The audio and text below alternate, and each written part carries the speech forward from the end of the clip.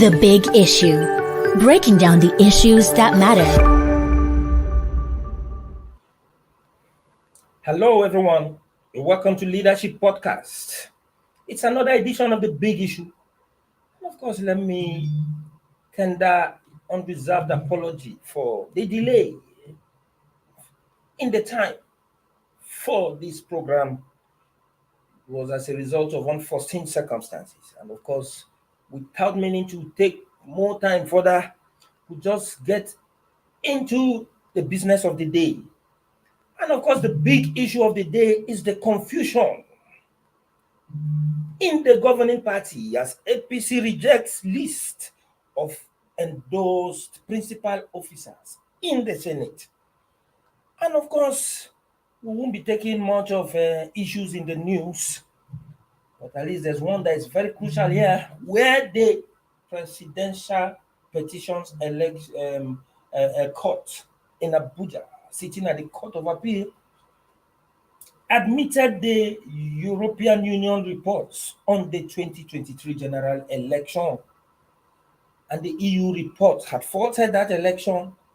Part of the report even alleged that spokesperson of the APC Presidential Campaign Council, Festus Keyamo and Femi Fani-Kayode,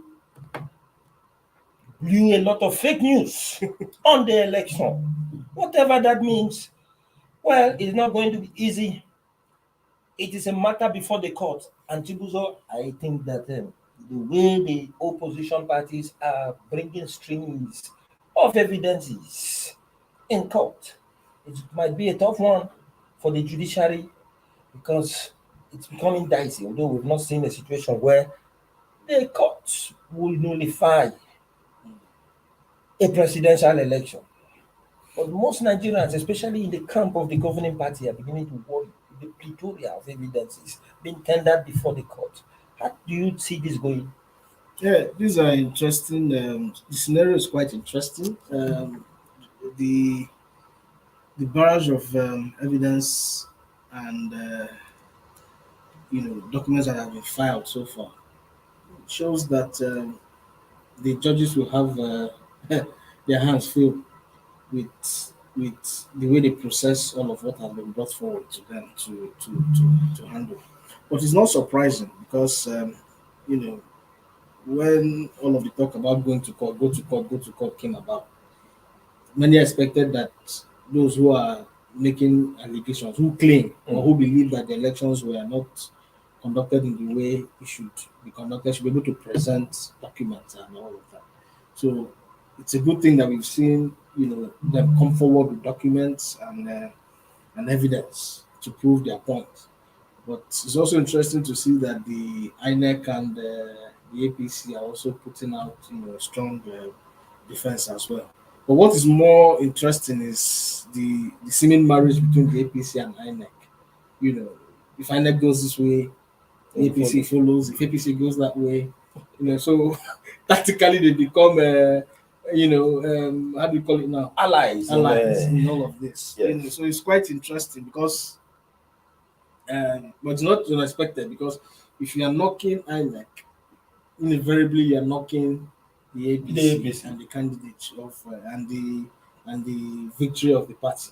Yes. So it's only expected that they must go in the same direction. Of course, just like you rightly said, that is quite usual because they are interested parties with the same interest in a suit challenging the presidential election. Well, in order not to preempt the decision of the court, we won't delve further into that. The big issue of the day, the Senate, is in confusion as the Senate President's declaration that the governing APC has endorsed Senator Opeyemi Bamidele, APC Ekiti Central, as the Senate Majority Leader, and former Senate Leader Senator Ali Ndume from Borno South as the Senate Chief Whip. Reading the letter from the All Progressive Congress, Senate President Akpabio also announced Senator Dave Umahi as the former governor of Ebonyi State as deputy leader, and Senator Lola Ashiru from Kwara South as the deputy chief whip of the Senate. Akpabio, who entered the Hallowed Chambers at 11:18 a.m., immediately prayed at 11:20 a.m. and asked Senator Ojuzo Kalu, APC North, to move for the adoption of votes and proceedings of 14th June. Seconded by Senator Ezenwa. And of course, after announcing these new positions for the principal offices of the Senate, the national chairman of the APC, Abdullahi Adamu, on the other hand, was telling governors elected on the platform of the party at the meeting with NWC members that the party was yet to officially communicate its preferred choices of presiding officers of the National Assembly. And of course, I think it will be very, very important to really hear it from the words of Adamu himself. Adamu said, you will get an update of the national election in the National Assembly sharing of powers, particularly the leadership of the chambers, the election of principal officers of the Senate by the Senate President and Deputy Senate President. The election of the Speaker and the Deputy Speaker of the House have been determined and announced, and their responsibilities. The remaining offices to be determined by the two chambers is yet to be done. I had a courtesy call on Saturday from the President of the Senate and his deputy. The following day, which was Sunday, I received the visit by the Speaker and his Deputy Speaker coming to me for Salah homage. But I am just hearing as a rumor now from the online media that there have been some announcements in the Senate and House of Representatives. The national headquarters of the party, NWC, has not given any such information or communicated about the choices of offices yet. That is Adamu countering the Senate President, Godswill Akpabio, on the endorsement of principal officers in the Senate and the House of Representatives. Chibuzo, this is a dicey situation, and I think the governing party is yet in another hot soup. But before we discuss it, I think we just have to take a little break and make some announcements, and we'll get on. Don't go offline. We'll be back in a moment.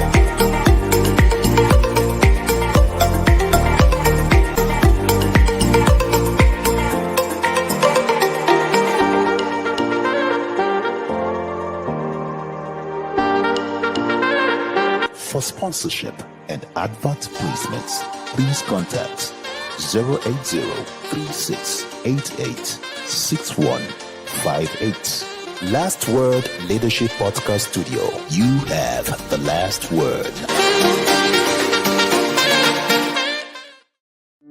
The Big Issue. Breaking down the issues that matter. Welcome back. We are still on the Big Issue in Leadership Podcast. And of course, the big issue of the day is confusion as APC rejects Senate list of endorsed principal officers. Well, pardon my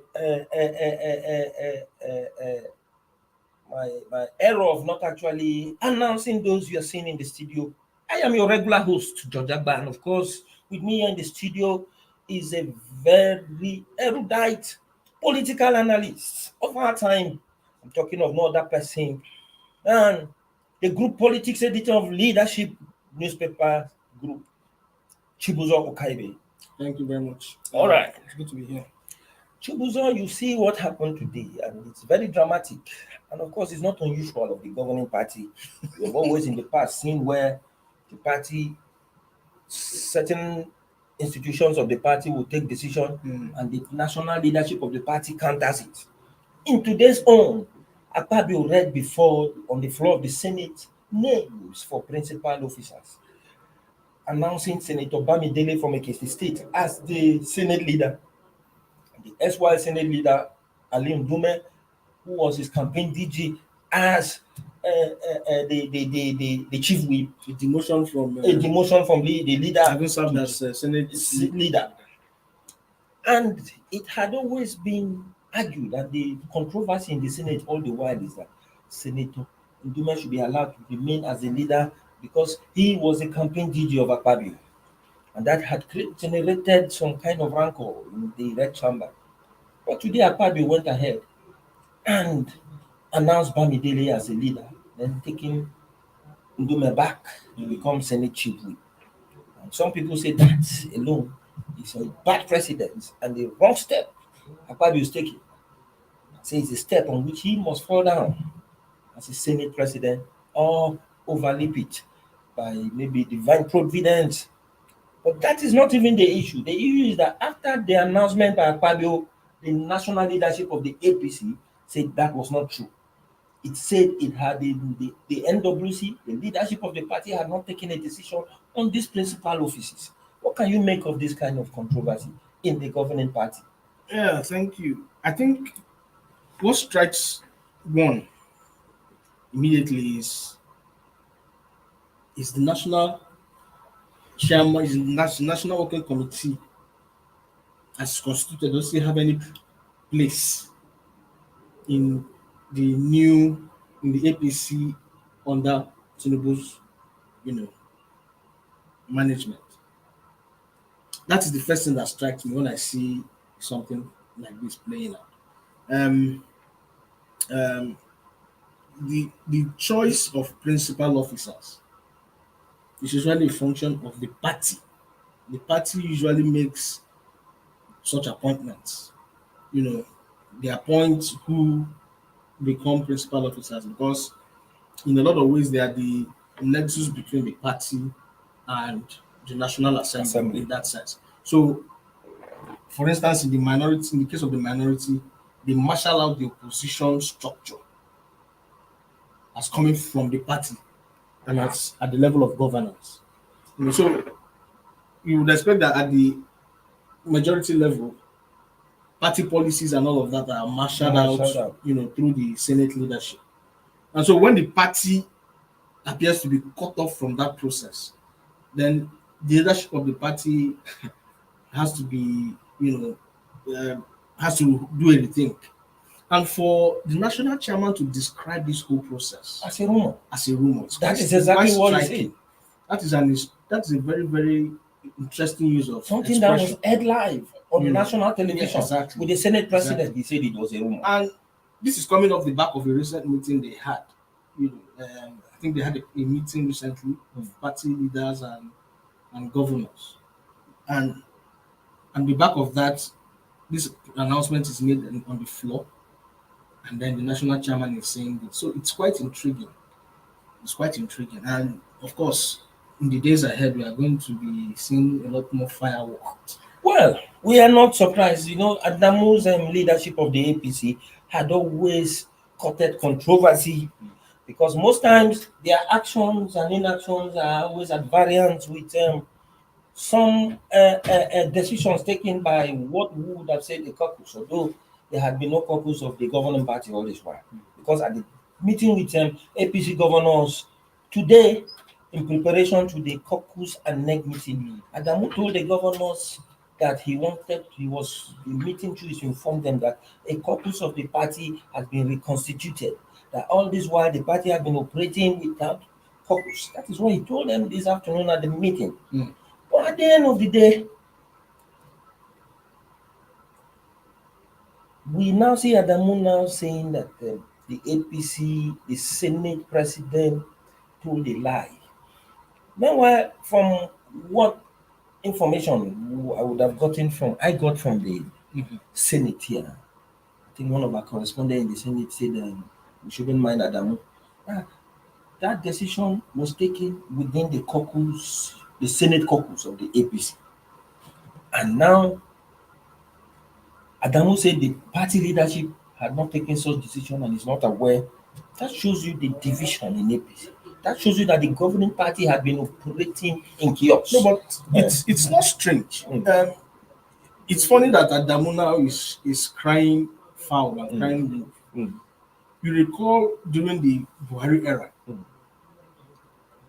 to the discredit of Buhari, he gave absolute powers to the NWC. Of course, if you recall, because at the point he said any decision that has to be taken, I was with going regards to come the to party, that. It's taken by the NWC. That for now, NEC and caucus are absolutely emasculating the NEC, National Executive powers. Committee, which after the National Convention has the ultimate powers and ultimate decisions as far as party issues are concerned. So Adamu had all that power and all that influence. So it is not. It's interesting to hear him cry, this way now and see that he's trying to reconstitute a caucus and all of that. Because if you recall, the deputy national chairman, was it the national vice chairman, Suleiman? No, it's not Suleiman. The one that has been raising a lot of issues in the past few weeks about the failure of Adamu to call a meeting. Okay, yes. Salihu Lukman has been former DG of Progressive Governors Forum. Exactly. Shortly after the elections, he started raising the alarm about the failure of Adamu to call meetings, party meetings.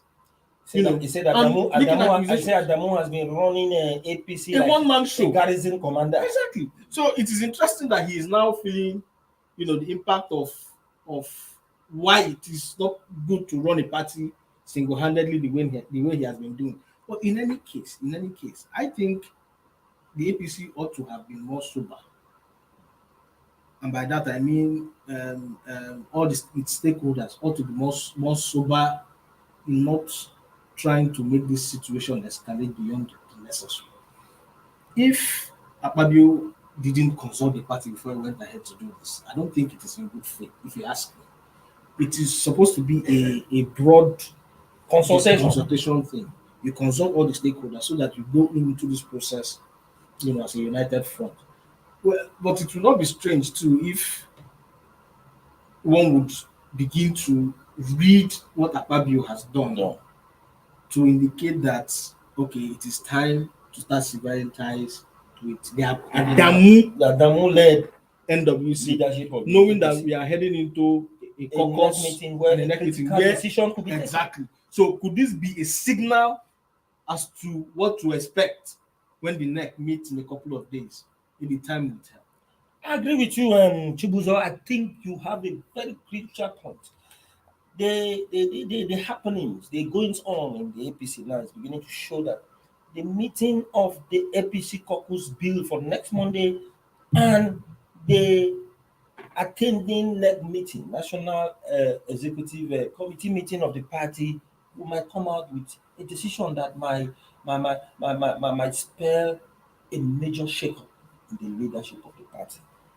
And why I agree with you is that don't forget that Adamu, by way of speculation, is in the bad books of the incumbent president, Senator Bola Ahmed Tinubu, because his actions during the build-up to the primary election of the APC last year showed a kind of a palace coup within the governing party, where while party faithful were eagerly waiting for President Muhammadu Buhari to come out with a preferred candidate, Adamu went to announce that the Senate president then, Ahmed Lawan, had been endorsed as the presidential candidate. The NWC member had to come out to say Adamu was on his own, that no such decision had been taken. The presidency, too, I think the presidency issued a statement that said Buhari distanced itself from that decision. And they went into the primary. Tinubu eventually emerged the Senate. And most people began to speculate that that decision, if Tinubu wins, Adamu will be in the shadow of his own goalpost. And now, the way it's playing out, it is likely that the Senate president would have gotten wind of what might come in that meeting. He doesn't have to get a wind of what the president is thinking, because in politics, it's always like that. When unless there is a quick maneuvering, but it's clear that Adamu and Tinubu might not necessarily go in the same direction, because I don't see how Tinubu is going to, because so much bad blood was sown within that process. Of course. Tinubu was very mindful of those who wanted to scuttle his chances of emerging, the presidential candidate and eventually the president. So he would be quite circumspect about allowing, Adamu continue in office. So it is not necessarily strange that Akpabio, who from the get-go has always shown he's a Tinubu man, would want to even lead the signaling of that process. So even if there was no such indication in the past, perhaps this might be a trigger for that action to take place. But it's going to be quite interesting to see how that play out, because again, even in the composition of the principal officer, cadre in the AP, in the majority party, the Ndume's silence will be interesting to watch, because I don't think Ndume is somebody who wants to take this kind of demotion. Like Ndume likes to be in the forefront. So it will be interesting to see how he takes this. Yes, because he really stuck out for the Akpabio movement on the belief that when the time comes, he's going to get perhaps one of the crowns in the establishment. But it does seem as if he has been given a backseat. So it will be interesting to see how he manages this whole experience. I think Chukwuzo's situation is that because even in the Senate there is this a cold war going on between the northern bloc and those from the south. Exactly. They have even started accusing Akpabio because from the beginning, from his appointment of the chief of staff and the deputy, they say he didn't consider the north. Waiting to see what he would do in the principal offices. Ndume, who was his campaign director general, and of course I think they said from the way the pattern had always been, whoever is the director general of the emerging Senate president will automatically be Senate leader. But this idea of keeping Ndume aside and beginning to go for somebody from the president's own zone, the southwest, I think it augurs ill, because I'm beginning to see where Akpabio will incur the wrath of his northern colleagues in the Senate, and that might not speak well for him because you can't rule out the North when it comes to issues of power. And in corroboration to what you were saying, what you are saying now, we saw how the Yari campaign went. It was more like it had a lot of northern slant to it, because particularly from the northwest, because there was a feeling of we are being alienated from the top positions in the National Assembly, or even in the national setup. Yes, they have the Northeast as a vice president, but in the 1, 2, 3 positions, there is no. So we had that kind of feeling, and now we are having this in the Senate, where after the deputy Senate president, of course, that one's at a presiding level, but they felt we could also get something much more robust in the principal lineup establishment. But it's going to be tough, I dare say, for Akpabio to manage this kind of perception that is beginning to build, because like you did point out now, they're beginning to see him as not too keen on having the North have something, quite strong within the National Assembly.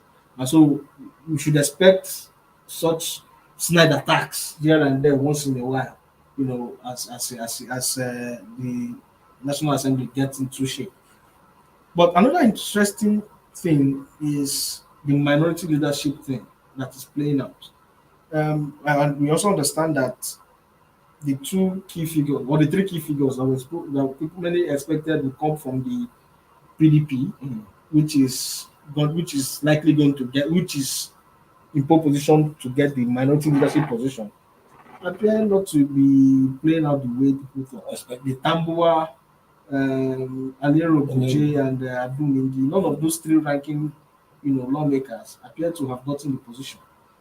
Now, what we have is a lawmaker, a senator from Plateau State, whose name is relatively new. Let me put it that way.